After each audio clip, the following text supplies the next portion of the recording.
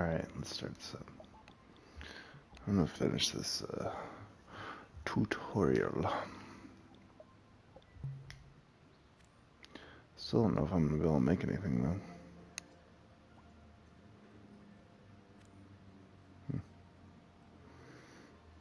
Dreams.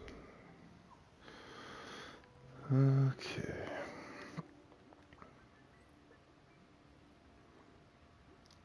So I have this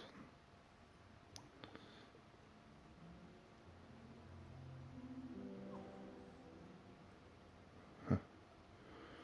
Huh. Alright.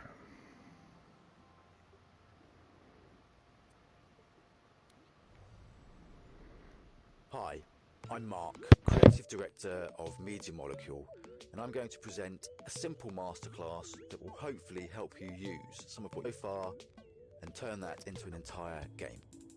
I'm going to be focusing on a remix of the Dreamiverse Dash game. That means take a copy of something, mess around with it, which is always a really good way to learn. I will be reiterating some of the basics that you may have already learnt, but basics make for strong foundations, and strong foundations make for strong structures. Yes. So, first of all, try playing the game, get familiar with it, and when you get past the finish line, we'll dive in and start tinkering. Oh, they want me to beat it. I couldn't beat this before when I tried it. Alright, give me a second.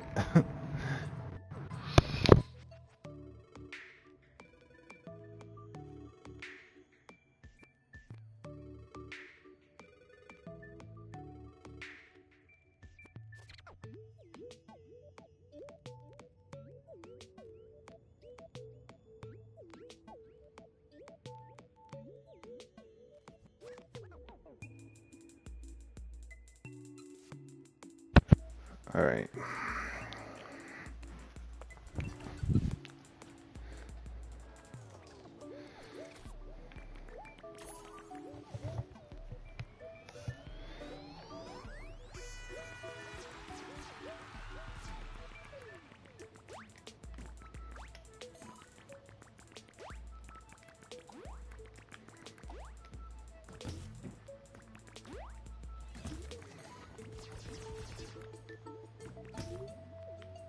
Oh, fuck.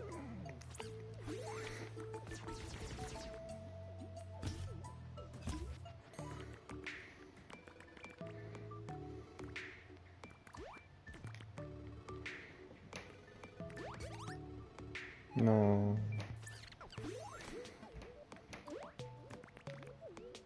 Oh. This is where I got stuck before.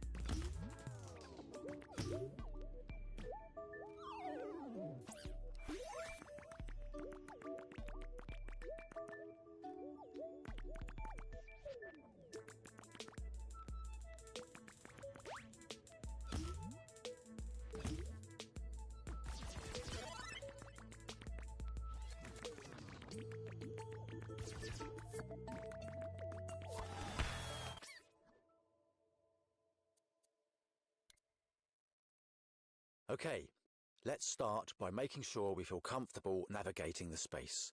So here's a quick reminder of how we do this. If you feel you're already a master at camera controls, then you can skip this step. Use the left stick to move forwards, backwards, left or right. Use the right stick to look in a different direction. If I hold down L1, I can now use the left stick to move up and down instead of forward and backward. We use the L1 button a lot to alter the functionality of other buttons, much like a shift key on a computer keyboard. So, if you ever hear me accidentally say shift, you'll know I mean L1. This level is pretty large, and it's pretty slow using this method if you want to get to the other side of the track, for example. So let's remind ourselves of some quicker ways of moving around. If I position my imp tip over a place I want to go, I can hold down L1 and tap R1. This will zip us there in an instant.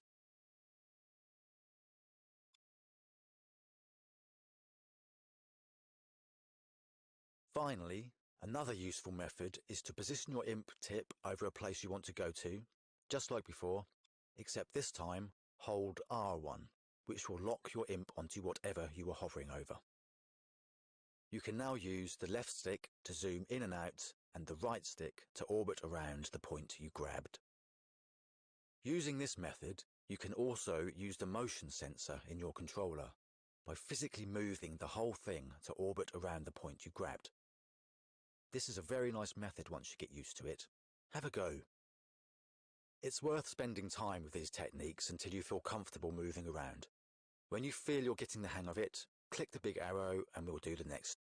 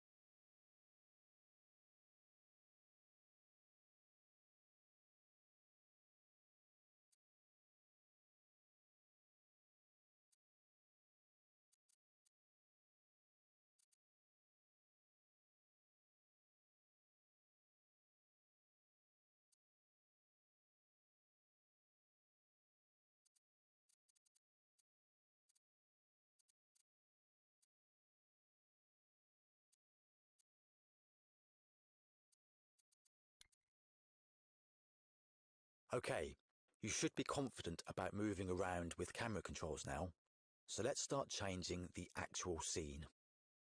Before we do that though, you may have noticed lots of these little bright cubes scattered around. These are gadgets. We don't need to see them for now, so let's hide them.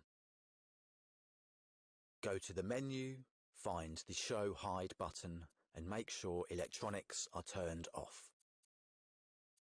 That'll make things a bit clearer. Okay, let's start changing the track layout. In this step, I'll be talking about deleting, moving, and cloning. If you feel you're already a master of these techniques, then feel free to skip this step. A really easy thing to do is just delete some bits. Position your imp tip over a module. You'll see it highlight to show which thing you're over, and then you can simply press the triangle button to delete it. You'll also find a delete tool in the menu. Remember, use the square button to show or hide the menu. In the Tools menu, you'll find the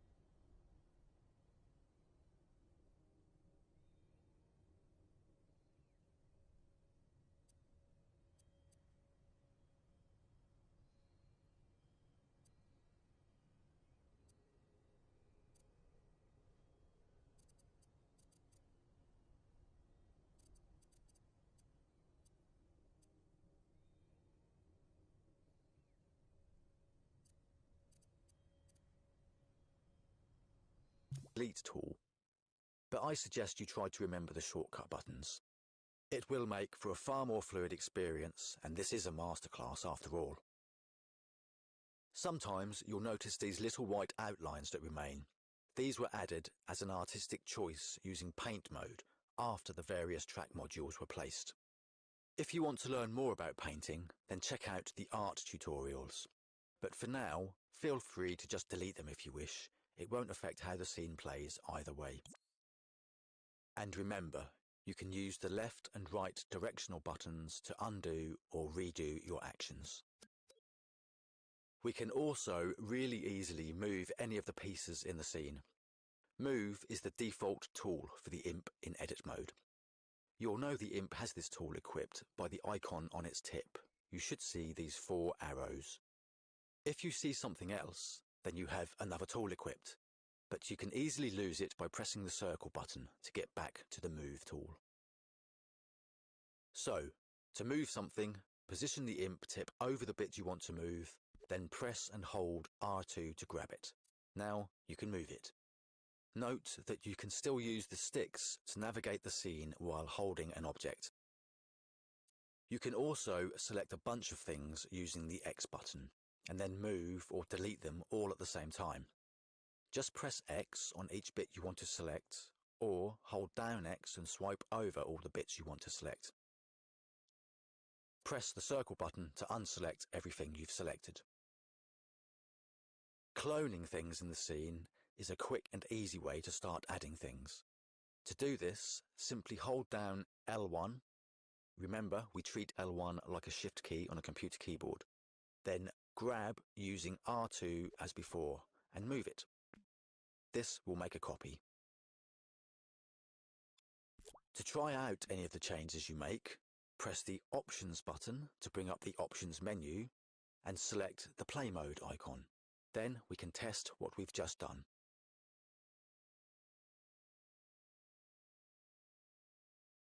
Press the Options button again and select Edit Mode to go back and make more changes. When coming back into Edit Mode from testing your scene, you can choose to rewind time so that everything is back in its starting state and the character is back in the starting position. So just press this button in the menu or use the L3 button for a shortcut. But you don't have to rewind time when you come back into edit mode.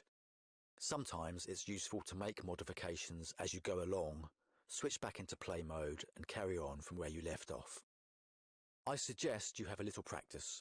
Modify the scene a bit, move some things, copy some things, clone some things. And when you feel confident, we'll go on to the next step.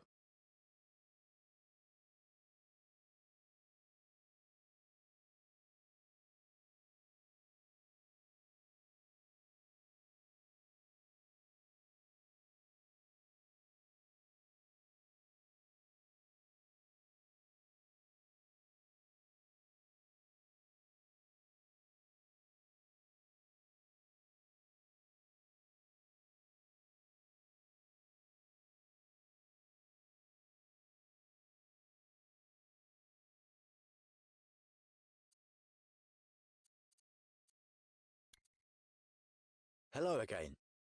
I know some of you out there like to be all neat and tidy, line things up, keep things at right angles, etc. If this is you, then you can use the various guides to make you feel less itchy.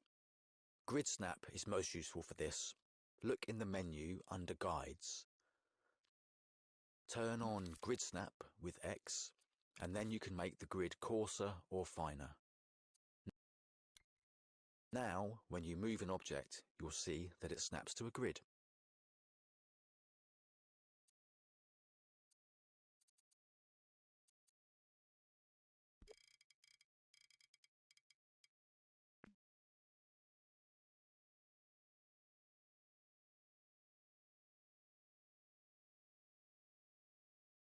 Turning on Obey Auto Guides will also help with moving and placing stuff. It literally means behave as you do in the home space. Depending on which item you select, it will try to make it easier to place for you. This behaviour is determined by the creator of each individual item, with a gadget we'll discuss elsewhere. In most cases, it'll make the object align to the surface of other objects. Go ahead, have a practice at using the guides, then when you're ready we'll move on to the next step.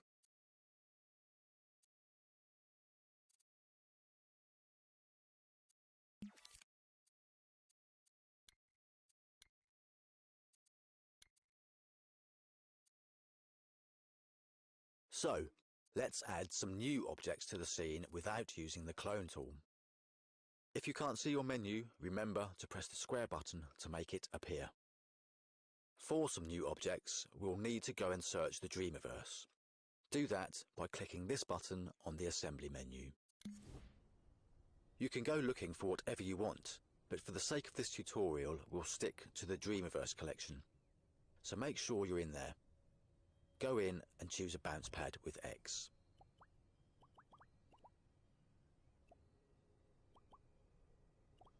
You can now stamp some objects into the scene using either X or R2, whichever you prefer. Let's turn on Obey Auto Guides, so it's easier to put these things on the floor.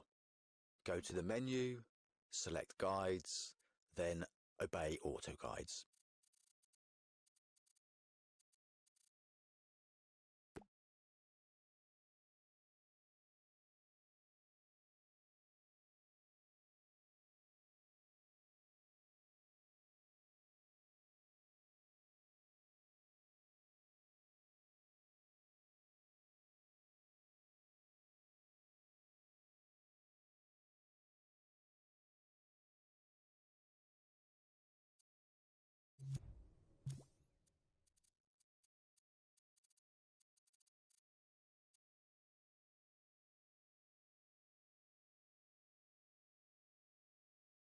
Let's get another object, a balloon.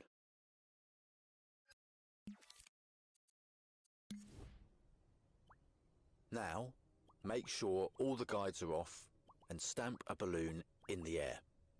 Before I stamp it though, note that I can rotate it using the touchpad. Just slide your finger on the touchpad in different directions to rotate it. While we're on the subject of rotating, let me show some other ways to do this. Try grabbing something by holding R2, then use the touchpad to rotate it, just like we did before we stamped the balloon. Another way is to grab and hold with L2 instead of R2. You can now rotate the object using the motion sensor by physically rotating your controller. Note that it rotates around the point you grabbed with the imp tip. And finally, using the L2 grab method, you can also use the left and right sticks to rotate.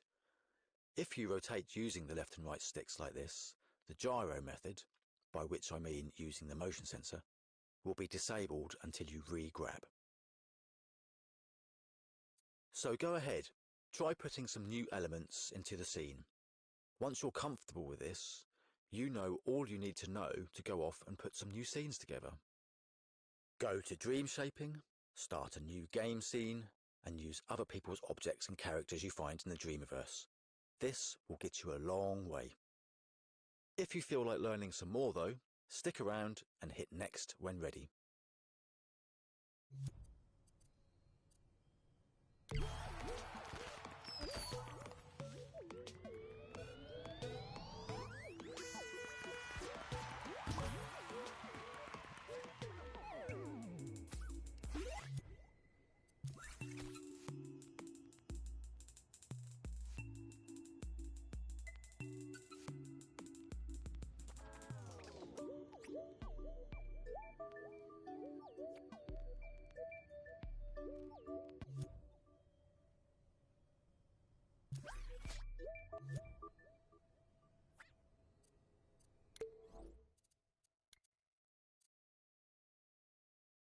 So, by now you know how to build a scene from scratch.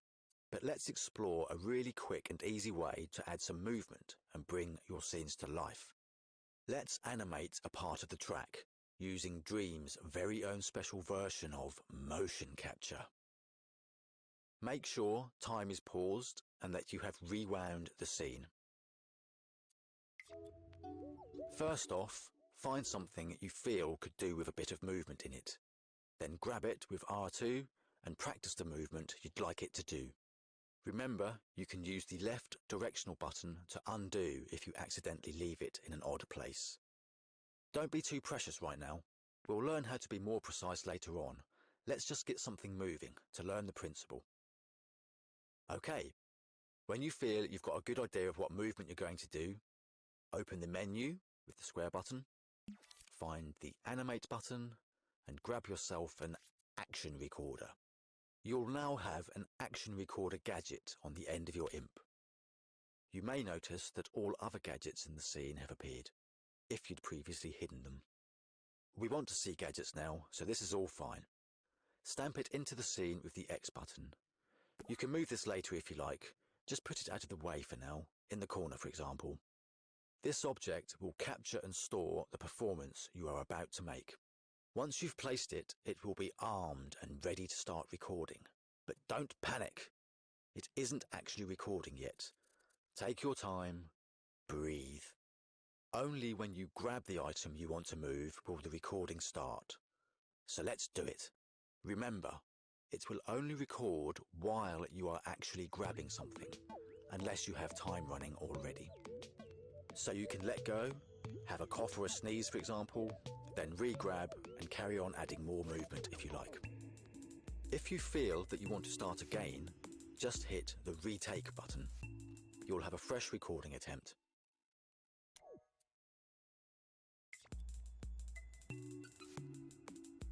When you feel you're happy enough, press the stop recording button to finish capturing your moves. Congratulations! You just officially became an animator. Start time using this button, or use the R3 shortcut, and hey presto, movement. By default, things animated with this technique will loop forever. If you want to learn more about animating, then check out the animation tutorials. Now, not only do you know how to collage a scene together, you can animate it too. So there's really nothing to stop you making some great platforming style games now. Go on, have a go. Press next to learn about some more exciting stuff.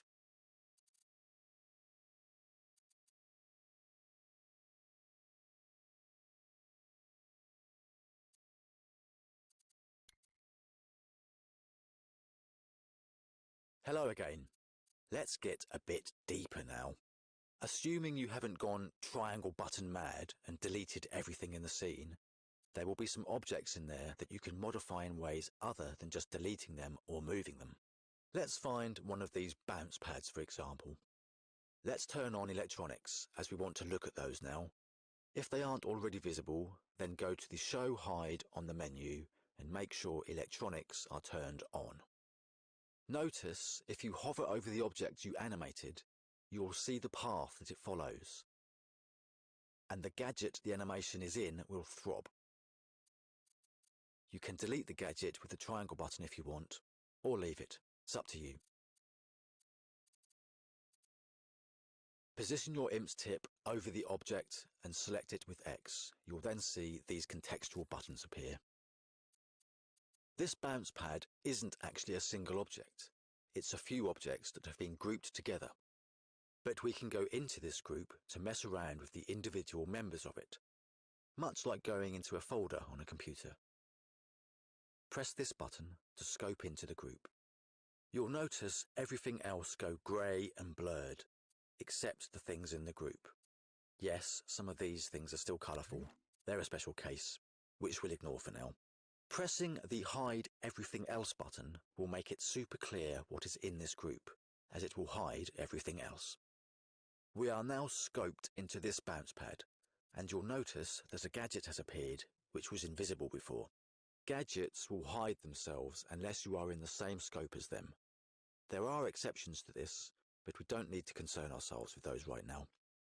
So, you can go back or leave this scope by pressing this button in the corner. You can also use a shortcut to scope in and out. Hover over the object, hold L1 and tap X. This will take us in. Holding L1 and tapping circle button will take us out. In, out, in, out. Shake it all about. So, make sure you are in the bounce pad scope.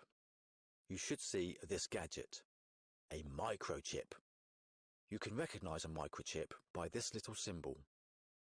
We can look inside the guts of a microchip by either selecting it with X and using the Open Microchip button, or by holding L1 and tapping X.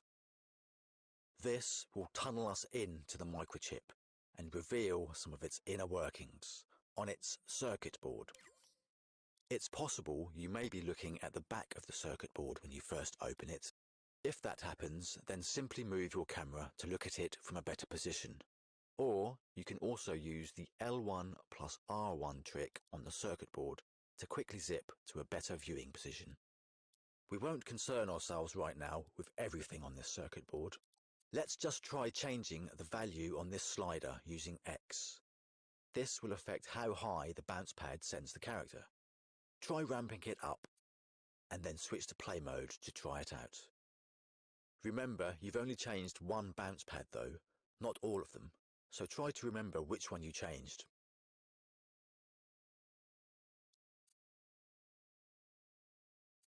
Come back into edit mode and locate the bounce, so try to remember which one you changed.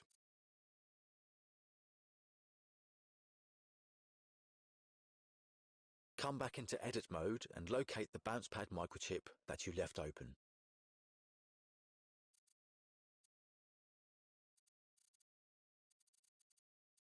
You can close a mode and locate, so try to remember. Try ramping it up, and then switch to play mode to try it out. Remember, you've only changed one bounce pad though, not all of them, so try to remember which one you changed.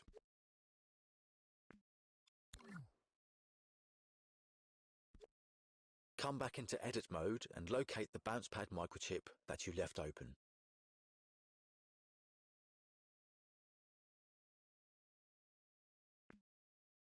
You can close a circuit board by pressing this little button in the corner, or by hovering the imp tip over the board itself and pressing the L1 and circle button shortcut. But feel free to leave it open if you wish. You can happily scope out of the bounce pad, but leave the circuit board open. You won't need to scope in now to change the slider, but once closed, you'll have to scope in again to see the microchip and open it up. Lots of the items in this scene have a circuit board with a slider or two on them, so hunt around the scene, scope in, find them, experiment. Come back when you feel ready to learn some more.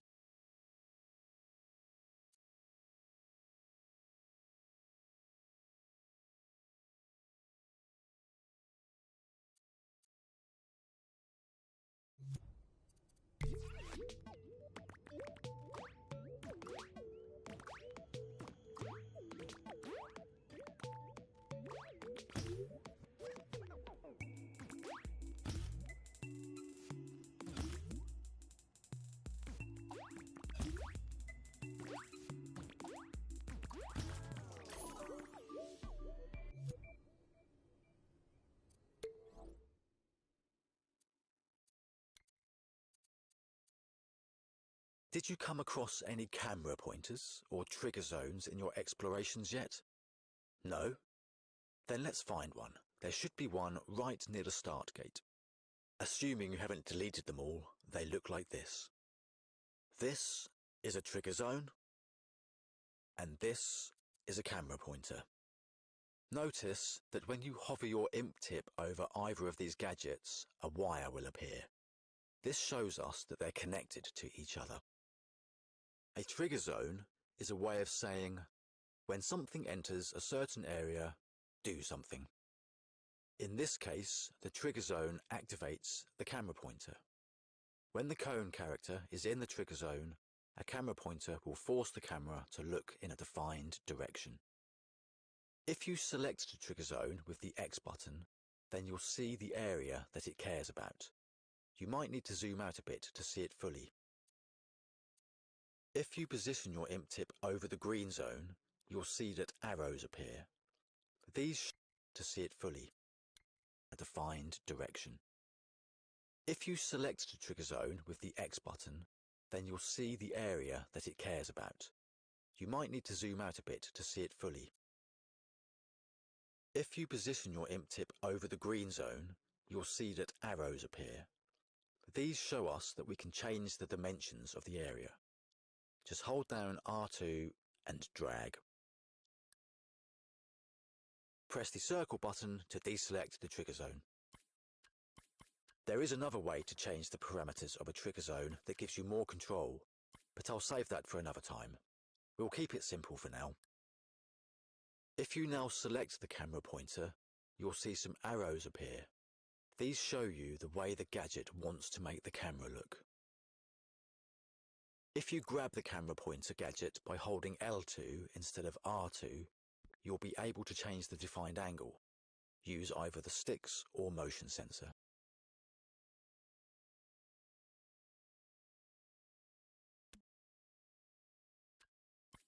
Let's look over here, and we'll see a trigger zone that has multiple wires coming off it. We can trace these wires to see what they are connected to. Handy little tip.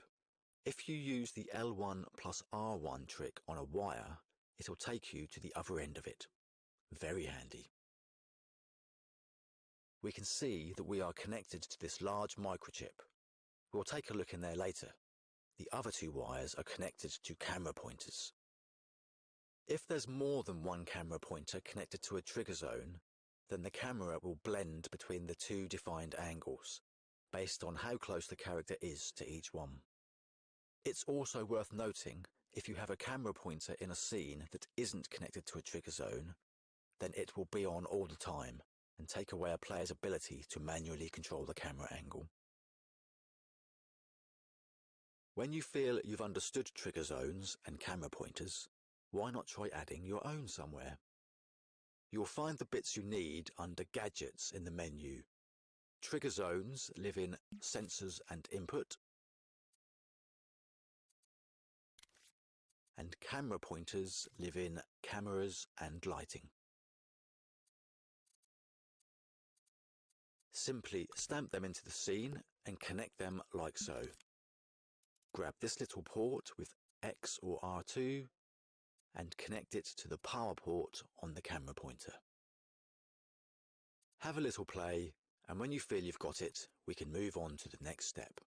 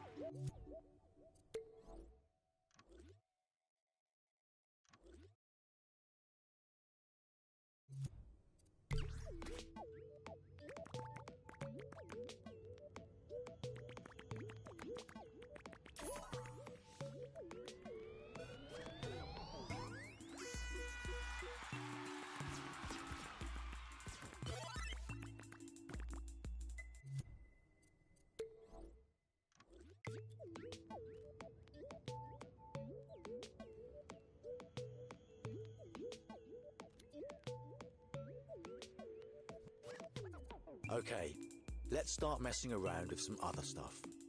First of all, if you haven't already found it, find the big microchip labelled Level Logic. You see this little symbol down here?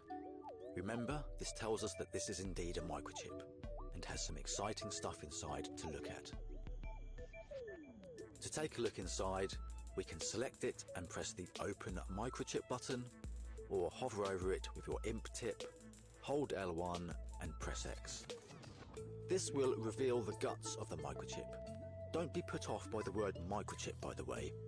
It's just like a cupboard. You can put stuff in it and it helps to keep things neat and tidy. You can close it again by clicking the close icon or by holding L1 and pressing the circle button, either on the chip itself or on the revealed circuit board.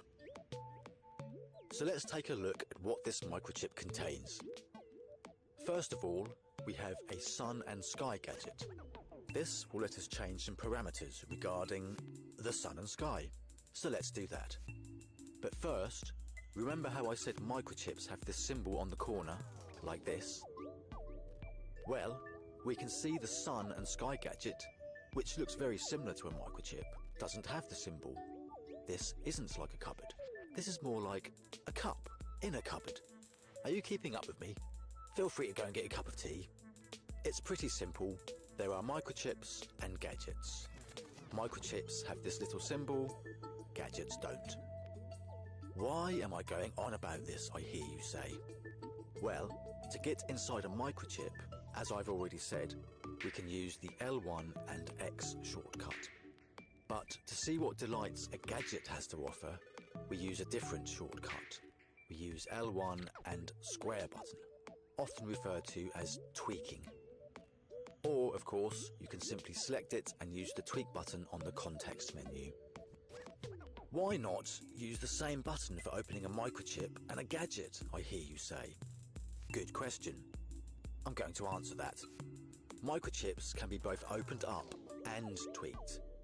If you use the tweak shortcut on a microchip, L1 and square, remember, then you'll get the microchip's tweak menu, not its circuit board.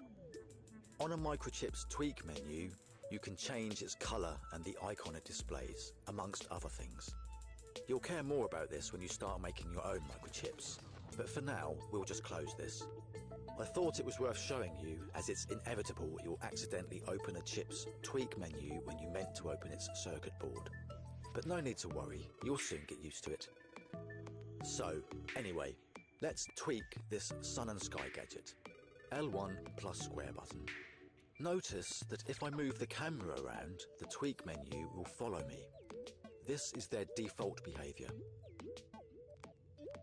If you prefer it not to do that, then simply press this little button here, and it will sit in the world.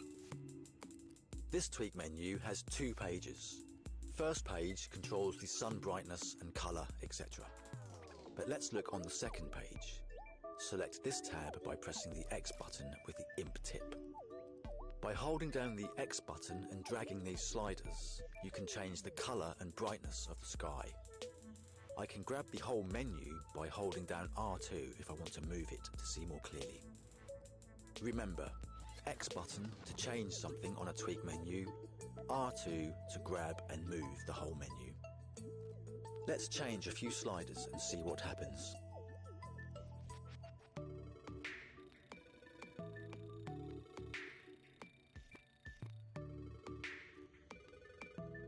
Now, let's take a look at this grade and effects gadget.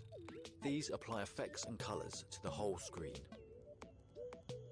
Have a little muck around, test. These apply effects and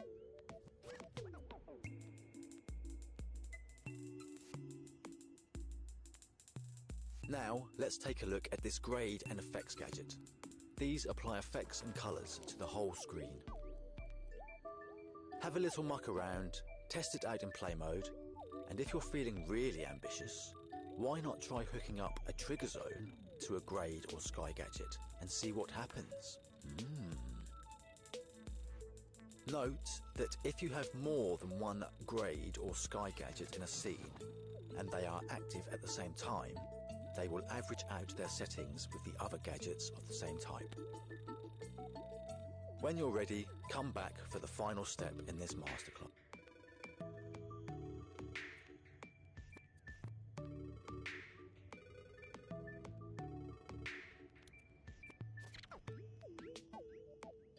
So let's finish up by looking in this gadget here, Global Settings. Remember, L1 plus square button to get at its tweak menu. We can use this to set how strong gravity is in the scene, for example. Be sure to tick this button on or it will ignore the setting. As for the rest of the stuff in here, feel free to take a look inside. I won't go into detail, we've covered enough for one tutorial, but just to give you an overview, let's skim over them. This chip handles a firework display at the end of a race. This one hides the finish gate until you're halfway around the track, to stop players cheating. But you could solve that with careful scene design, or simply not having a looping track, for example. This chip handles the music, and it's a rather fancy way of doing things. It does different things depending on whereabouts in the race you are, but you can just stamp a simple piece of music into the scene if you like, job done. Or have no music at all, of course. This chip here puts up some simple text instructions, and finally, some more audio stuff. A simple mixer. Again, you don't need to use any of this stuff, but in future, as you get more professional about things, you may really want to. So, that wraps up this masterclass. I hope it's taught you something useful. You now know everything you need to start making new scenes.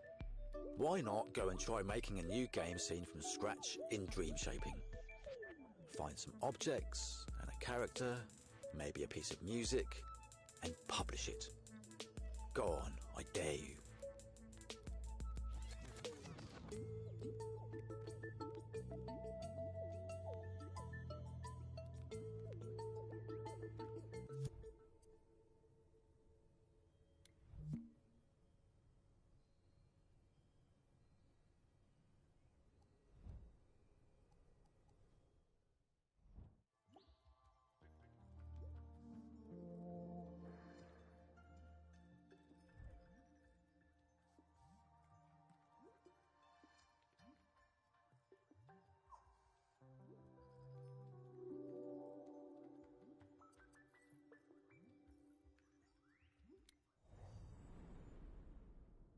Hello, I'm Kareem, art director of Media. I will be doing a sculpture masterclass. I'll be modeling a male bust and going through basic modeling techniques to block the general form of the sculpture and build up to more detailed techniques and more sculptural philosophies and attitudes to find your own personal style in Dream. I hope you find it inspiring for you to start sculpting and find your own style in Dreams. And now we begin sculpting our head. The first phase is to block out the general shape of all the head and bust components. Here we go. This is a sculpture pedestal that I've made earlier for the purpose of this tutorial. Also, I've made the space around us and put in it some of my favorite sculptures for inspiration and reference. I've also pre-lit it with nice lights to help us sculpt in a nice atmosphere. Before we start the sculpture, I would like to recap that it's very important to have learned the camera controls. In the Dream tutorials, you will find tutorials just focusing on the camera controls and tells you all about the different nuances of it. The most important one is the grab cam, where pressing your move button on your primary controller will grab the point in space that your imp tip is over. This is the imp tip on top of the imp here. So if I put my imp wherever I want to go, press the move button, pull myself towards that point, or push myself away, you see that the camera is moving accordingly. It's very important to have practiced this in order to proceed with the sculpt tutorial. There is also other features in the camera, like zooming, which makes you zoom in right close to an area in order to work on very fine detail. I would recommend that you practice using the camera controls now, and when you feel confident in them, click the arrow on the video to go to the next step.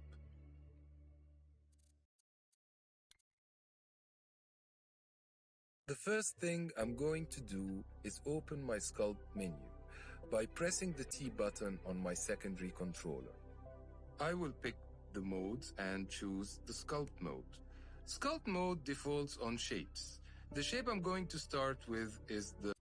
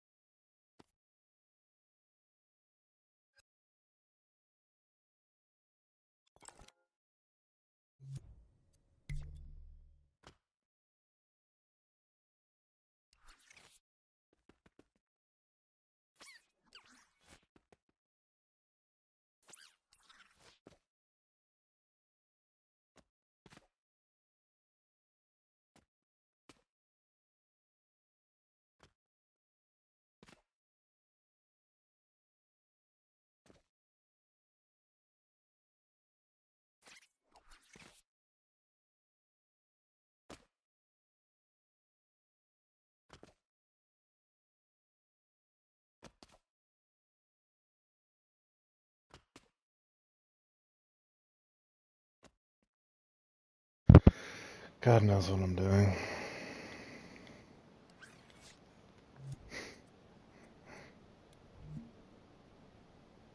Sure, why not?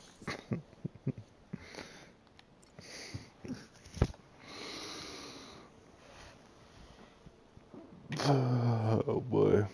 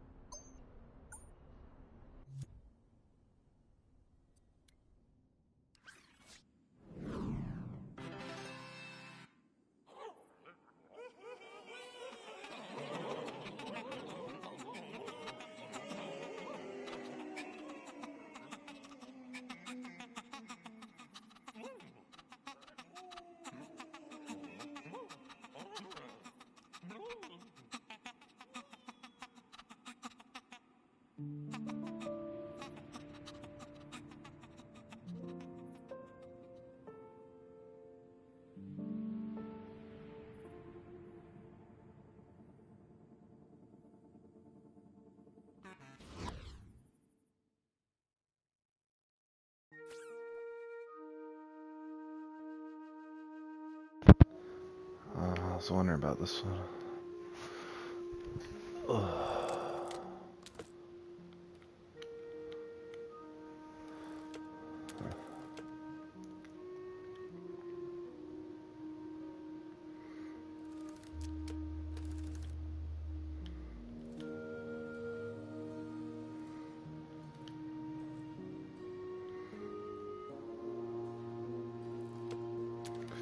I don't know, I don't care.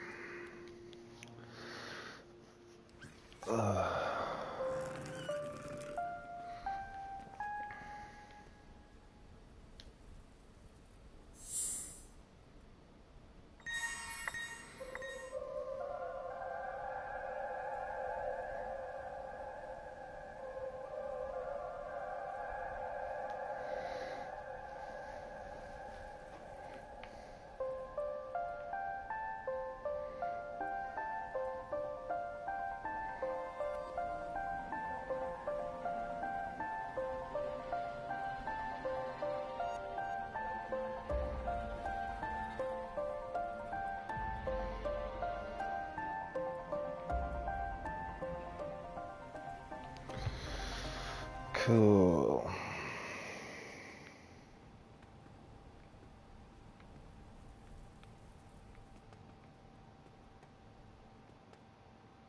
Is that it then?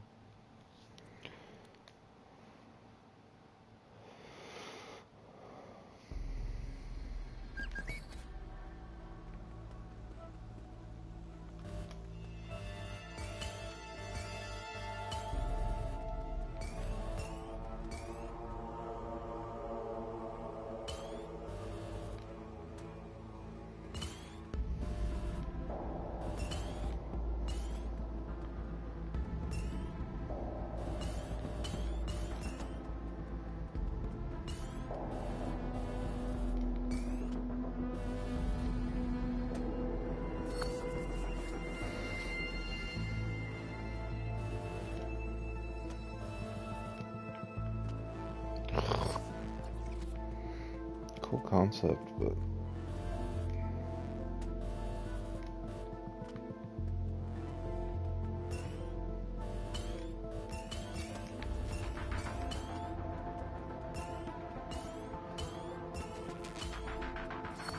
shit.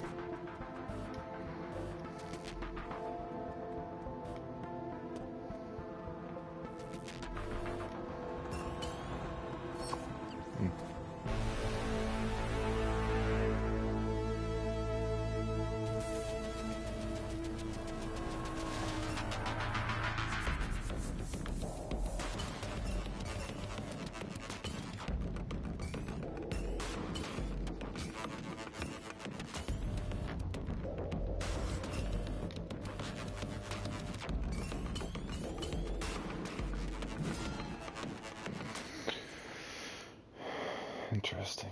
Oh, this is that portal gun shit. I don't really care about this. How does it work?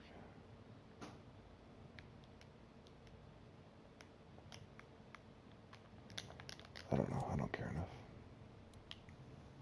Oi, you! What you looking at? What's up, do you? Have some of that. Bish, bash, bish, bash, bosh. What you looking at? Have some of that.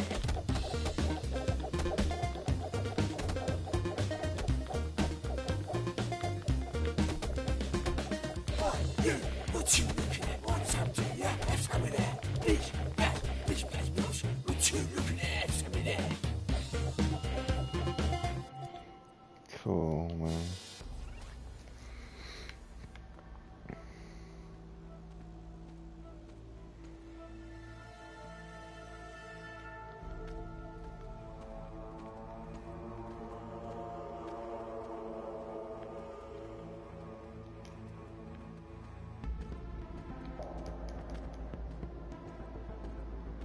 Press X.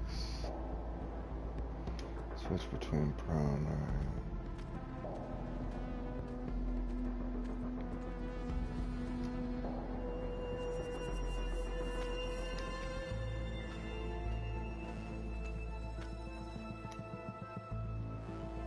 Oh, I see.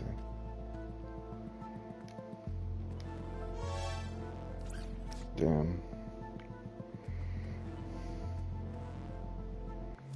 Cool, but I don't care. Oh, this must be the guitar hero thing. Oh, this is interesting. Whatever.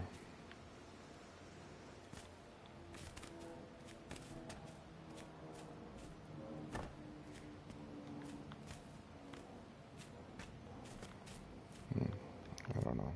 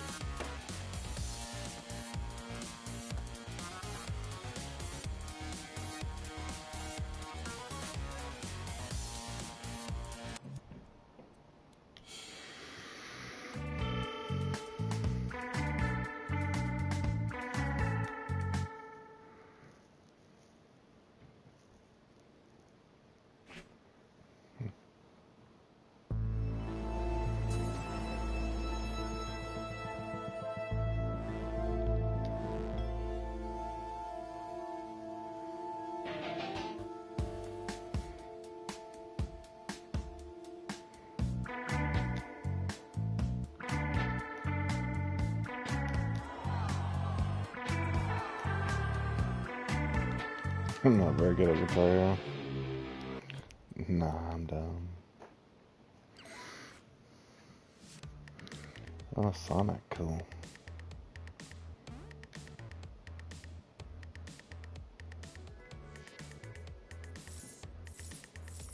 This must be that marble game.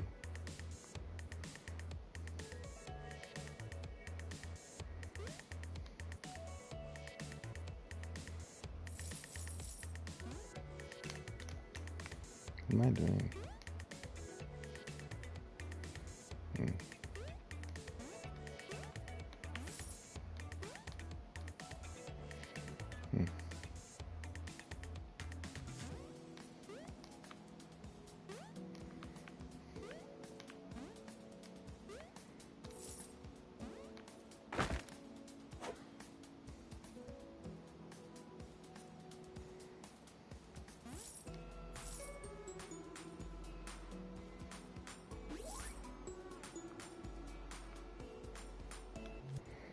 Alright, I have enough.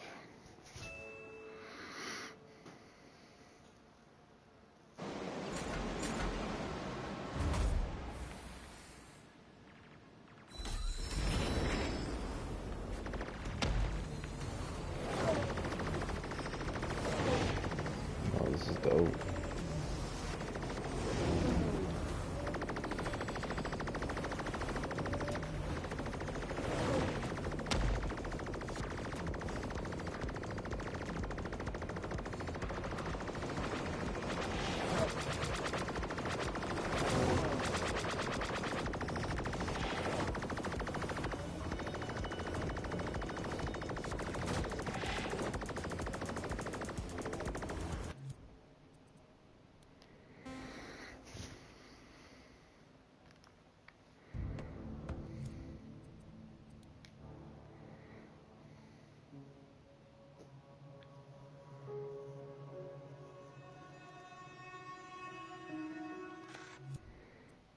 Played most of these already.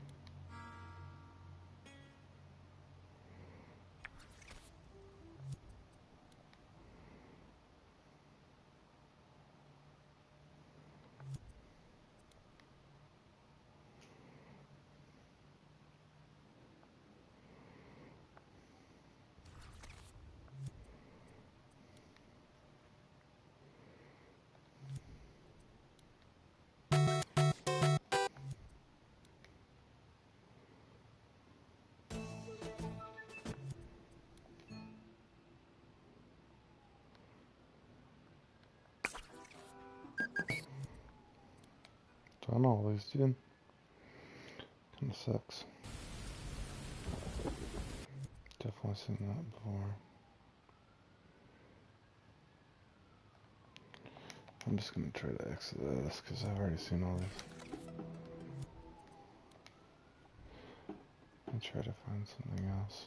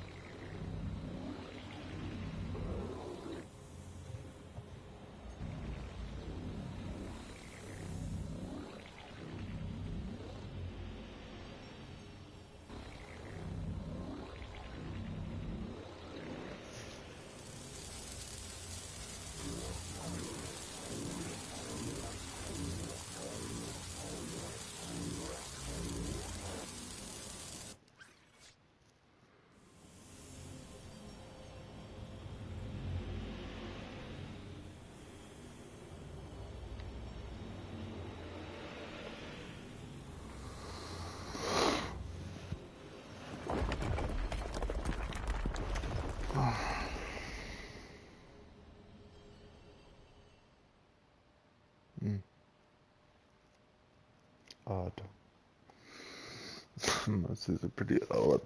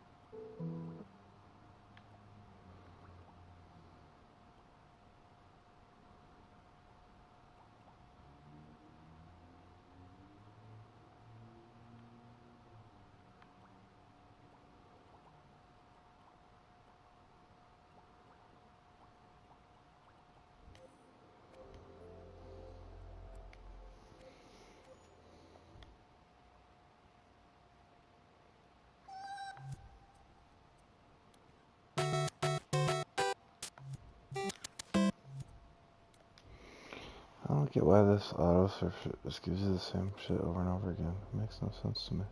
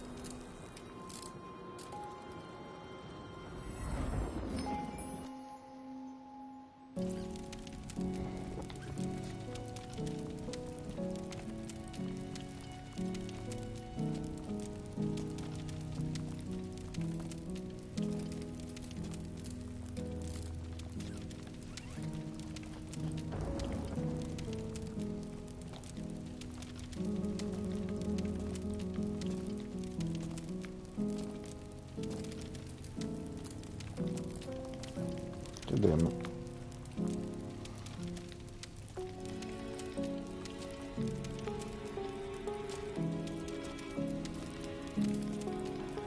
What the fuck?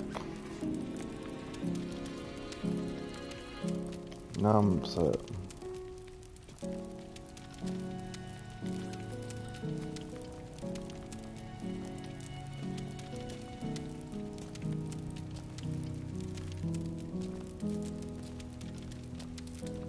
No, please, okay, I'm done.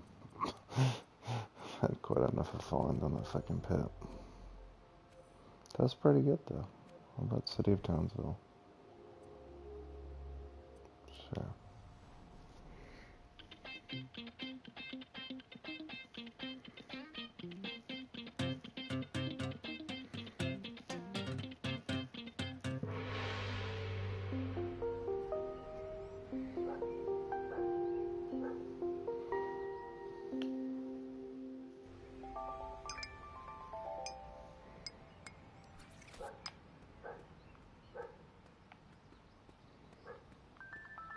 So can I go to Townsville? I guess so.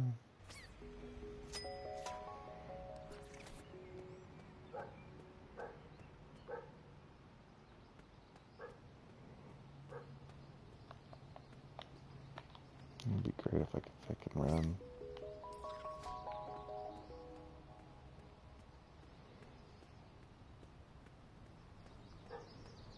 Okay, awesome, and okay, never mind.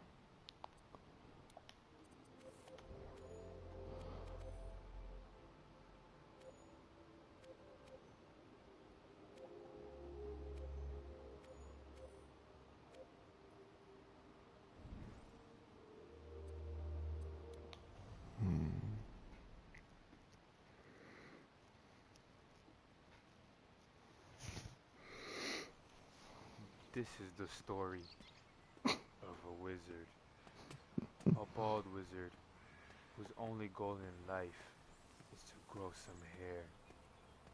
He has tried everything he can, done vast amounts of research, read many books, but he could not find a way to get his hair to grow. That is until he found out about the gem of hair, a magical stone said to grow hair anywhere one desires. The only problem is, the bald wizard has no idea where it is located. He makes his way to a village he's never been to before. He decides the best place to find answers would be in a tavern.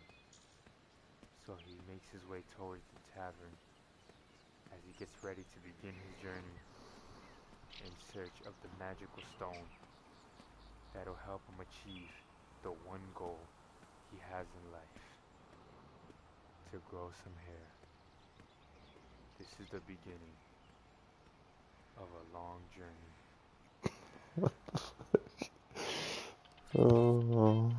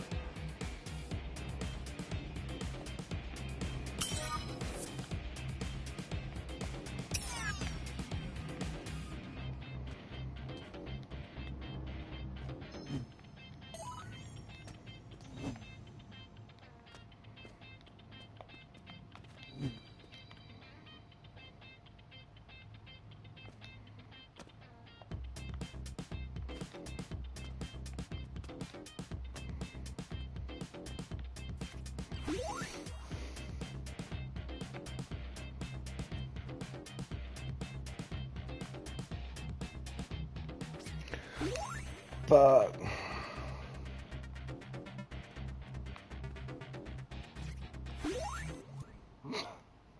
The shit, the fucking wild lizard.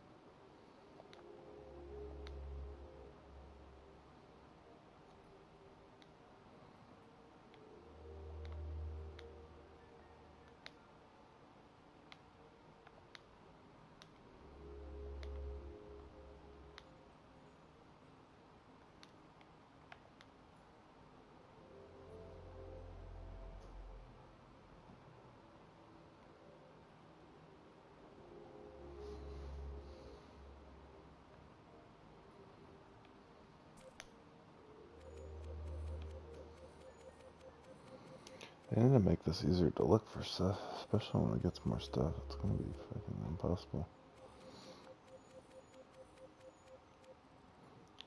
It's pretty bad, like the way it is. It's pepper.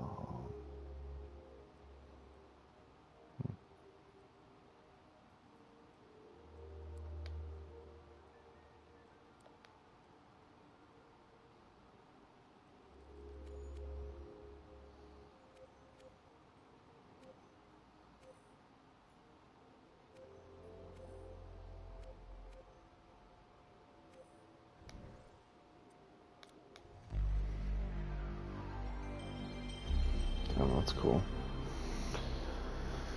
Fucking sick. You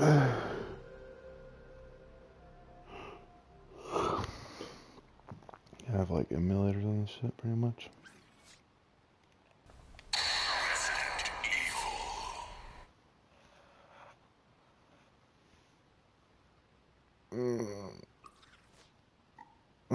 This is not an emulator.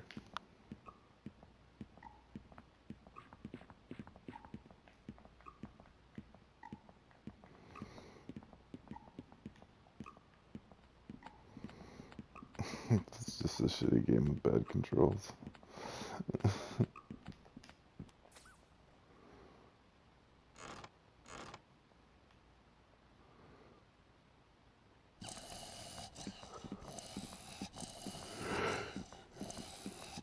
Oh, fuck.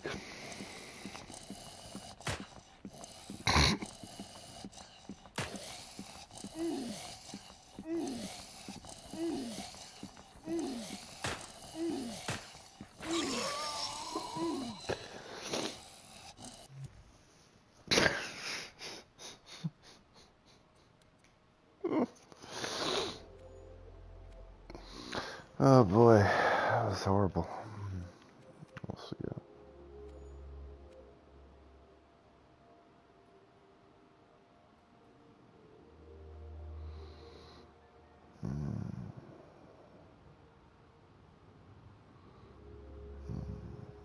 Ooh, an ARPG. Not really what I thought it would be, but okay.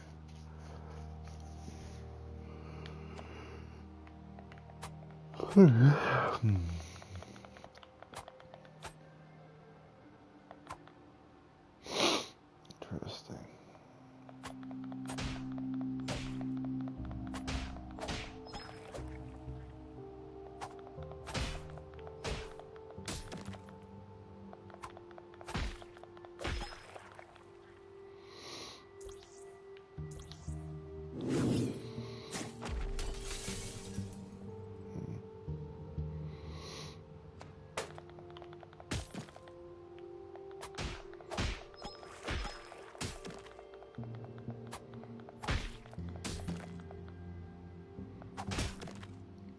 make this like brutally hard on purpose. Yeah, thanks for that. Stepping on Lego Simulator.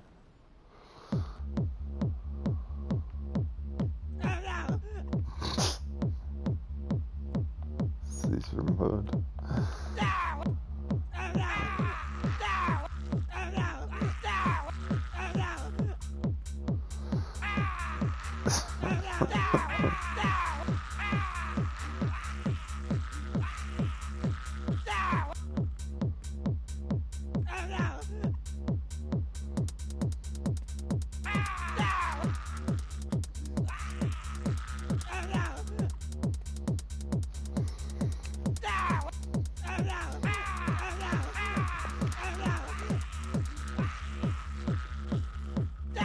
Nah, I have to see what happens when I run out of health.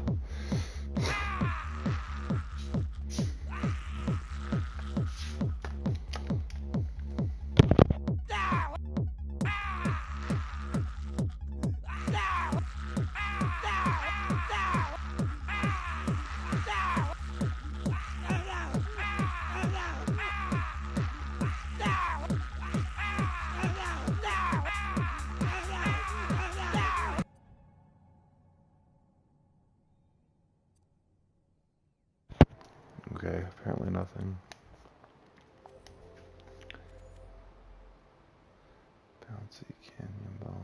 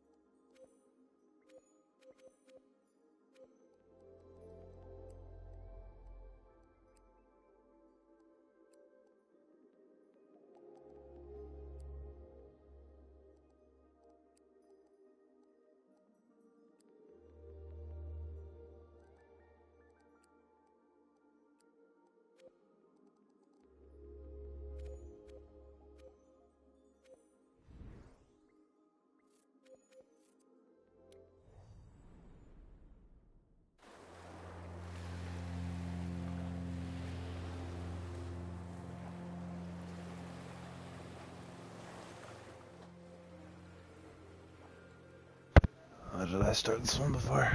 I guess it does save your progress.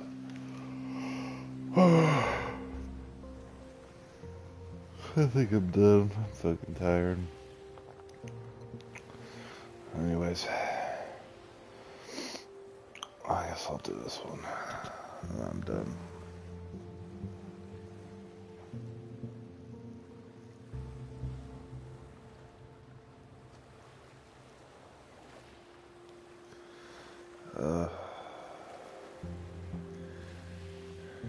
Now I'm done. Alright, I hope you enjoyed dreams. Bye. See you later.